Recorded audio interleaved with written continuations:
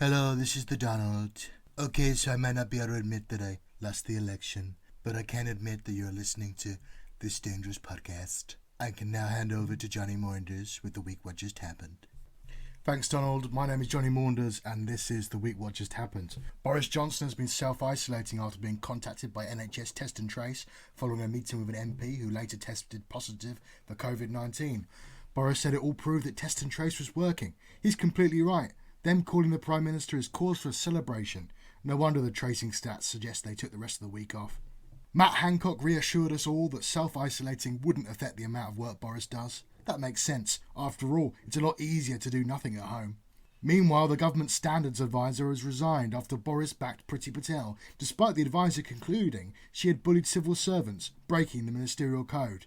Boris said he didn't think Patel was a bully. We should trust him. Who better to judge what constitutes a bully than a man who likened Muslim women to letterboxes and told a cabbie to F off and die?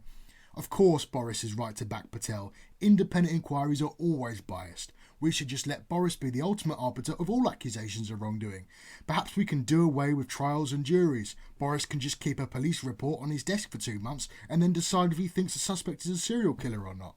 As soon as Jeremy Corbyn had his suspension lifted by Labour's executive body, party leader Keir Starmer barred him from sitting under the party banner. It's a bit like being told by your mum to play nice with your cousin and then banning him from touching your Lego collection.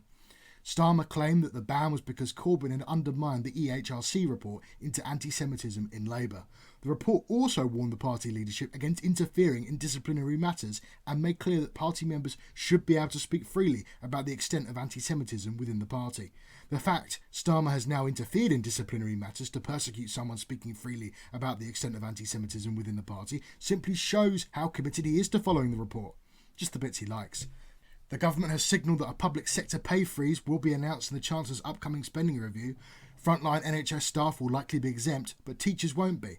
This makes total sense. Maybe if teachers had selflessly put the lives of themselves and their families at risk by continuing to work in institutions that are hotbeds of transmission, then they could get a pay rise. Oh wait. Anyway, that doesn't matter, because we've got to cut costs somewhere.